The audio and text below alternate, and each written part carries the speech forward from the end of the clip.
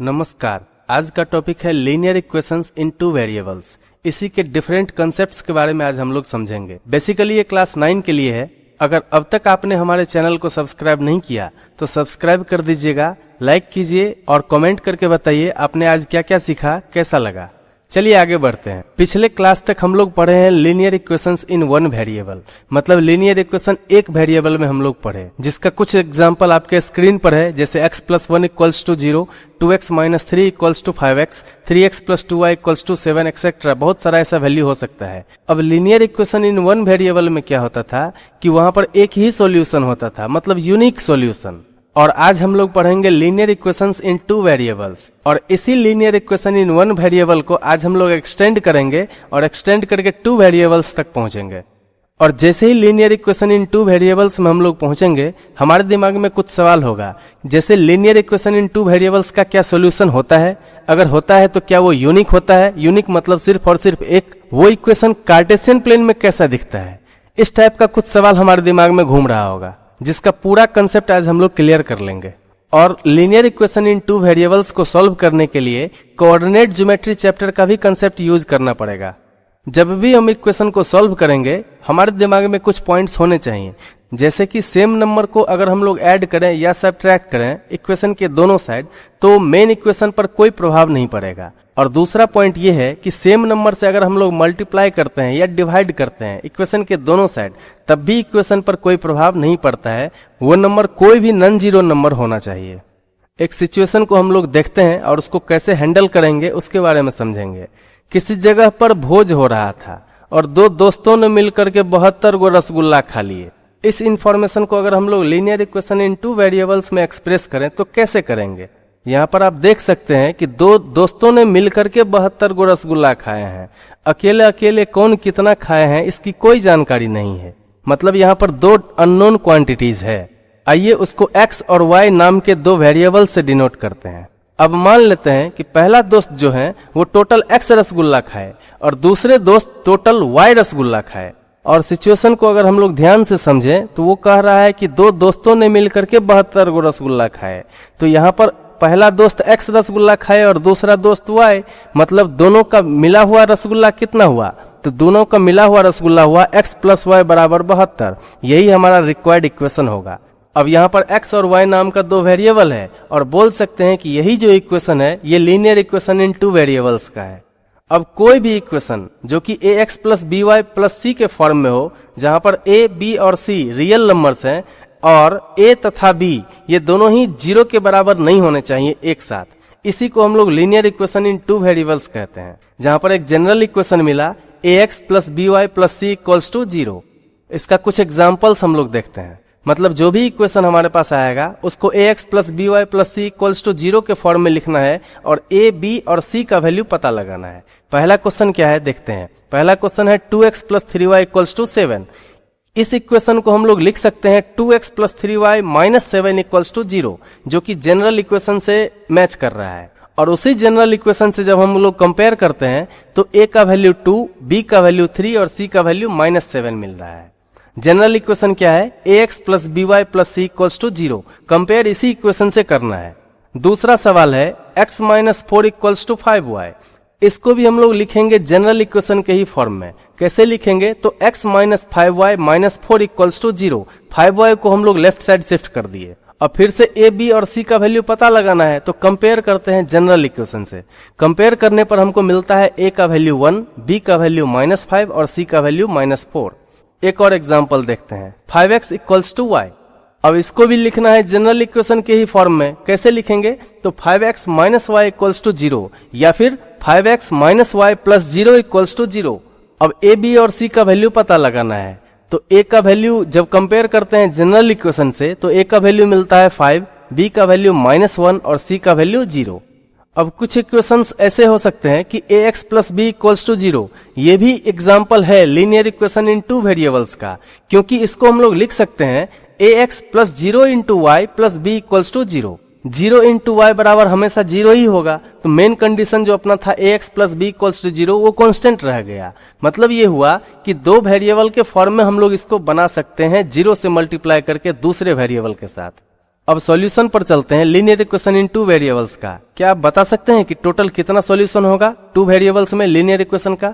Infinitely many solution होगा। मतलब a linear equation in two variables has infinitely many solution, बहुत सारा solution होगा, अनंत होगा। सॉल्यूशन का मीनिंग क्या है? क्योंकि लीनियर इक्वेशन में दो दो वेरिएबल्स हैं, तो सॉल्यूशन का मतलब है पेयर ऑफ वैल्यूज, जिसमें से एक वैल्यू x के लिए और दूसरा वैल्यू y के लिए, जो कि गिवन इक्वेशन को सेटिस्फाई कर सके।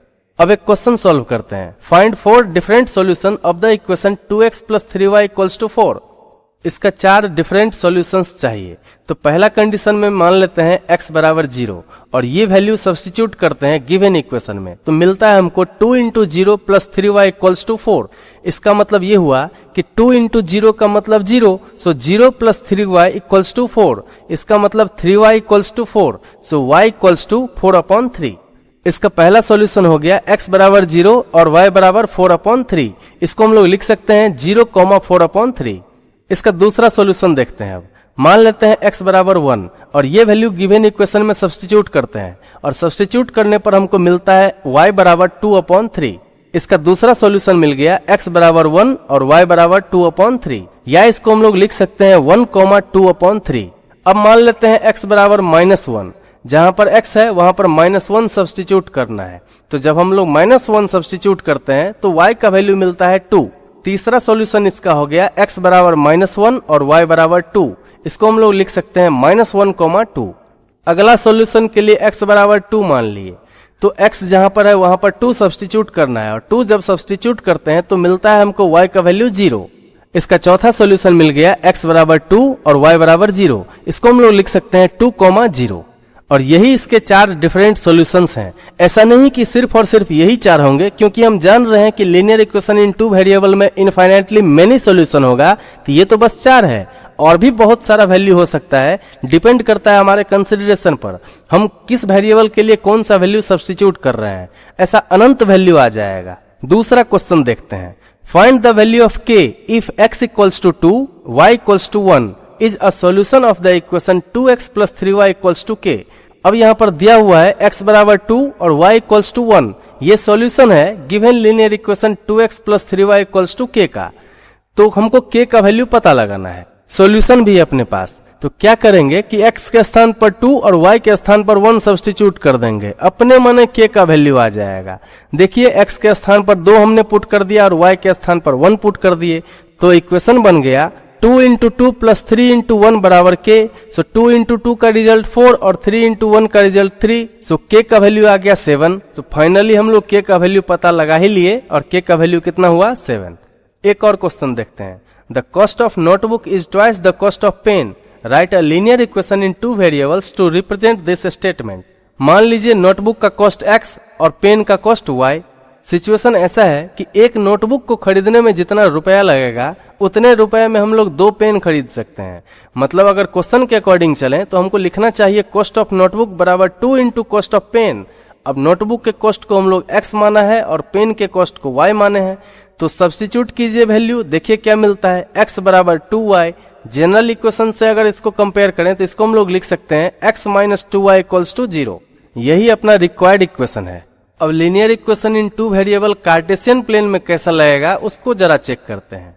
मतलब ये हुआ कि लीनियर इक्वेशन 2 वेरिएबल को हम लोग ज्योमेट्रिकली भी रिप्रेजेंट कर सकते हैं और वो एक लाइन के फॉर्म में होगा। क्यों होगा लाइन के फॉर्म में? क्योंकि डिग्री 1 है तो हम जान रहे हैं कि ये एक लीनियर इक्वेशन है और लीनियर मतलब लाइन। चूंकि यहाँ पर कलेक्शन ऑफ पॉइंट्स हैं और सारे के सारे पॉइंट्स को अगर हम लोग ज्वाइन करेंगे तो वो एक स्ट्रेट लाइन ही देगा। आइए एक ग्राफ बनाते हैं। Draw the graph of x + 2y = 6। इस इक्वेशन को ग्राफ में प्लॉट करने के लिए हमारे पास कुछ सॉल्यूशन होने चाहिए, कम से कम 2। अधिक से अधिक आप जितना भी कैलकुलेट कर सकते हैं, कोई फर्क नहीं पड़ता है। कुछ सॉल्यूशन हम लोग यहाँ पर ले लिए हैं जो कि आपको टेबल के फॉर्म में दिख रहा है यहाँ। अब इतने सारे पॉइंट्स को हम लोग कार्टेशियन प्लेन में प्लॉट करते हैं, देखते हैं कैसा दिखता है वो। कार्टेशियन प्लेन में हम लोग डिफरेंट पॉइंट्स को प्लॉट कर दिए। जितना भी पॉइंट हम लोग प्लॉट किए हैं सबको ज्वाइन कर दीजिए। ज्वाइन करने के बाद आपको ये ऐसा दिखेगा, जहां पर एक स्ट्रेट लाइन दिख रहा है AB। यही अपना रिक्वायर्ड ग्राफ है। जो इक्वेशन था अपने पास x + 2y = 6, उसका यही ग्राफ है। अभी जो हम लोग ग्राफ बनाए हैं इसका कुछ ऑब्जर्वेशंस भी है।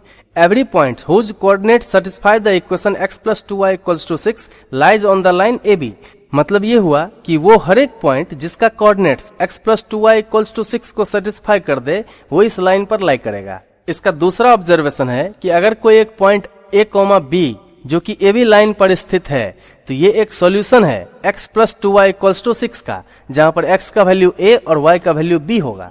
इसका तीसरा ऑब्जर्वेशन कि वो हर एक पॉइंट जो कि ए बी लाइन पर स्थित नहीं है x + 2y = 6 का सॉल्यूशन नहीं होगा। इसको अब आसान भाषा में समझिए कि वो हर एक पॉइंट जो कि लाइन पर लाई कर रहा है इक्वेशन को सेटिस्फाई करेगा। दूसरे शब्दों में अगर हम लोग बोलें तो इक्वेशन को सेटिस्फाई करने वाला हर एक पॉइंट लाइन पर लाई करेगा। इसका तीसरा पॉइंट ये निकल करके आ रहा है कि कोई एक पॉइंट जो कि लाइन पर स्थित नहीं है वो इक्वेशन को सेटिस्फाई नहीं करेगा और न ही वो सॉल्यूशन होगा। लीनियर इक्वेशन इन 2 वेरिएबल्स को अगर हम लोग कार्टेशियन प्लेन में प्लॉट करेंगे तो वो एक स्ट्रेट लाइन ही देगा।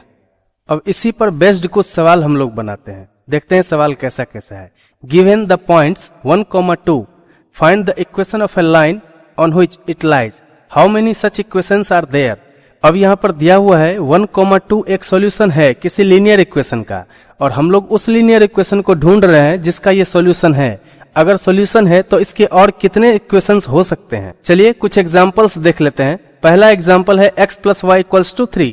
अब सॉल्यूशन है 1, 2 मतलब x का वैल्यू 1 और y का वैल्यू 2। यहाँ पर पुट करते हैं वैल्यू 1, 2 को x के स्थान पर 1 और y के स्थान पर 2 को, तो पूरा सेटिस्फाई कर देता है 1 + 2 = 3। मतलब x + y = 3 जो हम इक्वेशन लिखे थे वो बिल्कुल सेटिस्फाई हो रहा है। दूसरा एग्जाम्पल देखते हैं x - y = -1। इसमें भी वैल्यू सब्स्टिट्यूट करके चेक करते हैं। x के स्थान पर 1 और y के स्थान पर 2 पुट करते हैं, देखते हैं क्या मिलता है। 1 - 2 = -1। इसका मतलब ये हुआ कि x - y = -1 जो था ये भी एक इक्वेशन हो सकता है जो कि 1, 2 को सेटिस्फाई करता है। अगला एग्जाम्पल देखते हैं y - x = 1। यहाँ भी वैल्यूज को सब्स्टिट्यूट करते हैं, x के स्थान पर 1 और y के स्थान पर 2, तो हमको मिलता है 2 - 1 = 1। मतलब ये भी सेटिस्फाई हो गया। इसका मतलब ये हुआ कि y - x = 1 ये भी एक इक्वेशन है जो कि 1, 2 को सेटिस्फाई करता है। और एक एग्जांपल देख लेते हैं y = 2x। यहाँ भी जब वैल्यू सब्स्टिट्यूट करते हैं तो ये भी सेटिस्फाई हो जाता है। 2 = 2 × 1, y का वैल्यू 2 और x का वैल्यू 1, सेटिस्फाई हो गया ये भी। इसका मतलब y = 2x ये भी एक इक्वेशन है जो कि 1, 2 को सेटिस्फाई करता है। ये तो बस 4 इक्वेशंस हमने लिखा, ऐसा और भी बहुत सारा इक्वेशंस हो सकता है, अनंत हो सकता है। सोचिएगा और सोच सोच करके आराम से लिखिएगा, कोई धरफड़ी नहीं है, आराम से सोचिए। डिफरेंट इक्वेशंस बन सकते हैं। और एक एग्जांपल देखते हैं। Draw the graph of x + y = 7। हम जानते हैं कि ग्राफ बनाने के लिए डिफरेंट कोऑर्डिनेट्स हमारे पास होने चाहिए, डिफरेंट सॉल्यूशंस होने चाहिए जो कि गिवन इक्वेशन x + y = 7 को सेटिस्फाई कर सके। जब x का वैल्यू 0 लेते हैं तो ये y का वैल्यू 7 देता है। इसका मतलब ये हुआ कि 0,7 एक सॉल्यूशन है x + y = 7 का। और जब हम x का वैल्यू 7 लेते हैं तो y का वैल्यू 0 आता है। इसका मतलब 7,0 भी एक सॉल्यूशन है x + y = 7 का। इसको टेबल में कन्वर्ट कर दिए और इस टेबल का हेल्प लेकर के हम ग्राफ बना सकते हैं।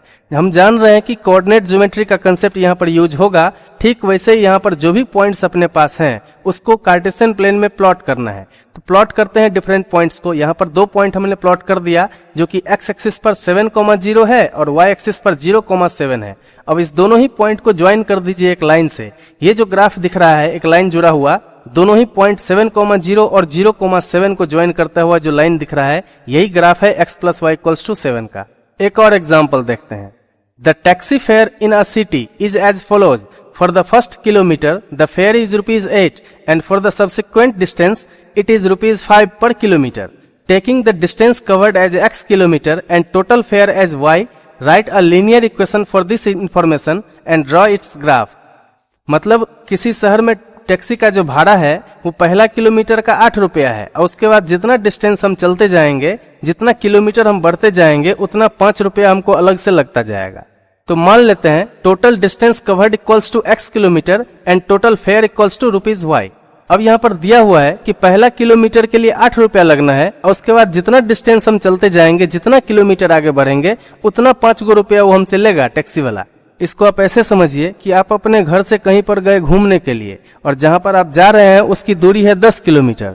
टैक्सी वाले को बुलाए तो टैक्सी वाला बोलता है कि पहला किलोमीटर के लिए हम 8 रुपया लेंगे और उसके बाद जितना किलोमीटर बढ़ता जाएगा उतना 5 रुपया हम लेते जाएंगे। तो टोटल डिस्टेंस अपना 10 किलोमीटर है, जिसमें से पहला किलोमीटर के लिए 8 रुपया हमको देना ही है हर हाल में। बचा कितना, 10 - 1 मतलब 9 किलोमीटर। तो 9 किलोमीटर के लिए 5-5 रुपया अलग से लगना है। तो टोटल कितना हो गया, 9 × 5 45, और पहला किलोमीटर का 8। सो 45 + 8 कितना, 53। टोटल 53 रुपया लग रहा है आपको 10 किलोमीटर के लिए, अगर इस इंफॉर्मेशन के अकॉर्डिंग चले तो इसका रिक्वायर्ड इक्वेशन क्या हो जाएगा कि fare for the first kilometre plus 5 × fare for the remaining distance equals to total fare. ये इसका रिक्वायर्ड इक्वेशन होगा। इसी में हम वैल्यू सब्स्टिट्यूट करेंगे। इसको और अच्छे से समझिए फिगर से। टोटल डिस्टेंस कितना, x किलोमीटर, जिसमें से पहला किलोमीटर के लिए कितना भाड़ा लग रहा है, 8 रुपया। इसमें जोड़ देना है, क्या चीज जोड़ना है, तो अब कितना डिस्टेंस बच गया।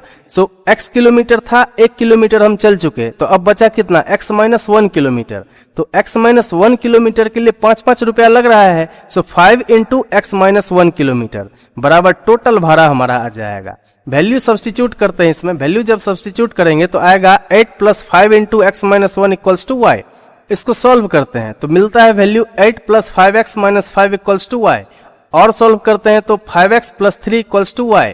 अब इसको जनरल लीनियर इक्वेशन के फॉर्म में जब हम लाएंगे तो ये वैल्यू कुछ इस तरीके से दिखेगा, 5x - y + 3 = 0, और यही है अपना रिक्वायर्ड इक्वेशन।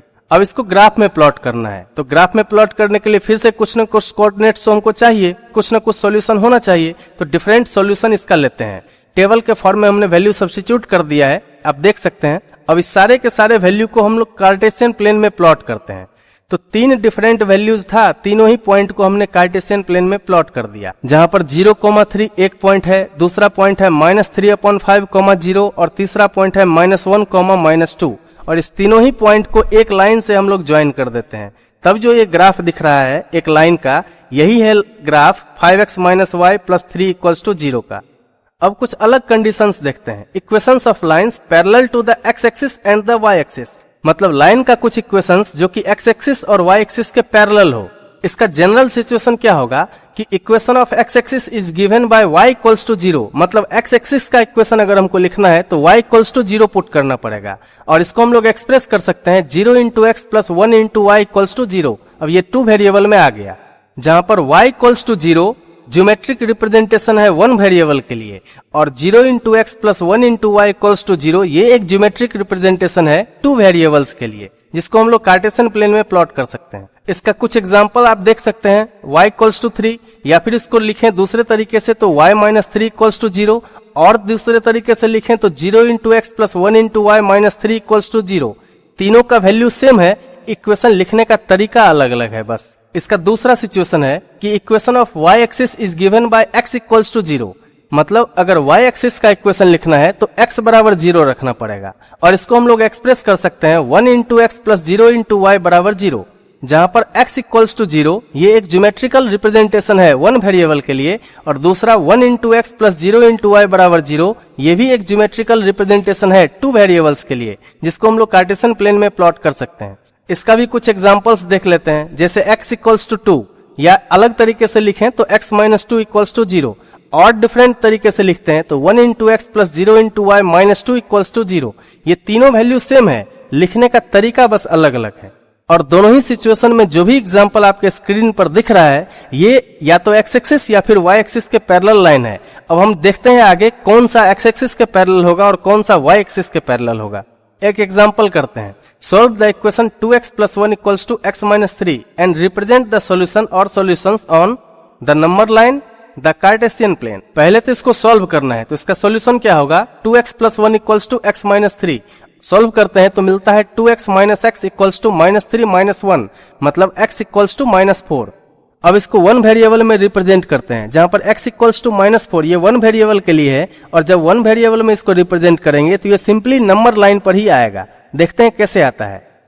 एक नंबर लाइन हमने ड्रॉ किया, जहां पर -4 पॉइंट जो है नंबर लाइन पर उसको इंडिकेट कर दिए, और यही -4 पॉइंट हमारा इक्वेशन का सॉल्यूशन है। यही ग्राफ है x = -4 का। और जब इसको 2 वेरिएबल्स में रिप्रेजेंट करेंगे तो ये वैल्यू बन जाएगा x + 0 × y = -4, क्योंकि इससे पहले x = -4 ये सिंपली 1 वेरिएबल में था, इसको कन्वर्ट कर दिए 2 वेरिएबल में। अब इसको कार्टेशियन प्लेन में हम आसानी से रिप्रेजेंट कर सकते हैं, जहां पर डिफरेंट कोऑर्डिनेट्स हमको लेना पड़ेगा, और देखेंगे जब कोऑर्डिनेट्स लेंगे तब हर हाल में y के किसी भी वैल्यू के लिए x का वैल्यू -4 ही आएगा।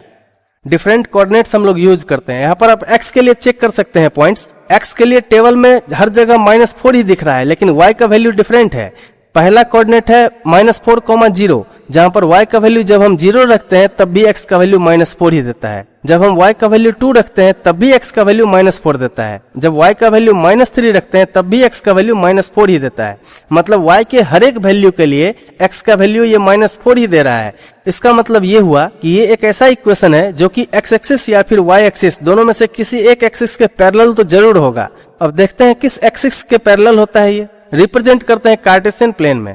3 पॉइंट अपने पास है, तीनों ही पॉइंट को कार्टेशियन प्लेन में हमने लोकेट कर दिया और तीनों पॉइंट को जब हम ज्वाइन करते हैं तो ये एक दिख रहा है लाइन जो कि y एक्सिस के पैरेलल है। अब यहाँ पर आप क्लियरली देख पा रहे हैं कि AB नाम का एक लाइन है जो कि y एक्सिस के पैरेलल है और y एक्सिस से 4 यूनिट्स के डिस्टेंस पर है। और एक एग्जांपल देखते हैं। Give the geometric representation of y = 3 as an equation in 1 variable in 2 variables. इसको रिप्रेजेंट करना है 1 वेरिएबल के लिए भी और 2 वेरिएबल्स के लिए भी।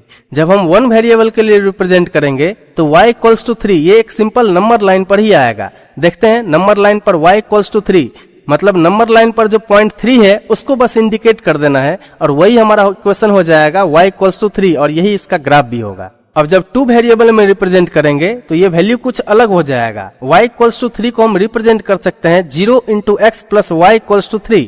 अब ये 2 वेरिएबल में कन्वर्ट हो गया। इक्वेशन से क्लियर पता चल रहा है कि x के हर एक वैल्यू के लिए y का वैल्यू 3 ही आएगा। मतलब y = 3 एक लाइन है जो कि x एक्सिस के पैरेलल है। कार्टेशियन प्लेन में देखते हैं कैसा दिखता है ये। आप देख सकते हैं कि डिफरेंट पॉइंट को जब हम कार्टेशियन प्लेन में प्लॉट करते हैं तो एक लाइन हमको मिलता है जो कि x एक्सिस के पैरेलल है और ये इक्वेशन है y = 3 का। ये कंसेप्ट था लाइन के इक्वेशंस का जो कि x एक्सिस और y एक्सिस के पैरेलल है। अभी तक हम लोग जो कुछ भी पढ़े उसका समरी चेक करते हैं। An equation of the form ax + by + c = 0 where a, b and c are real numbers such that a and b are not both 0 is called linear equation in 2 variables. A linear equation in 2 variables has infinitely many solutions. The graph of every linear equation in 2 variables is a straight line. X = 0 is the equation of y axis and y = 0 is the equation of x axis. The graph of x = a is a straight line parallel to the y axis. The graph of y = a is a straight line parallel to the x axis. An equation of the type y = mx represents a line passing through the origin. Every point on the graph of a linear equation in 2 variables is a solution of the linear equation. Moreover, every point on the linear equation is a point on the graph of the linear equation. उम्मीद करते हैं linear equations के different concept को आप समझ गए होंगे। अपने टेक्स्ट बुक का भी सवाल जरूर बनाइएगा और आराम से वीडियो को पॉज करके देखिए। कोई दिक्कत नहीं है, कोई हड़बड़ाहट नहीं है, समझ करके आगे बढ़ना है। अपने टेक्स्ट बुक का भी सवाल जरूर बनाइएगा। Thank you.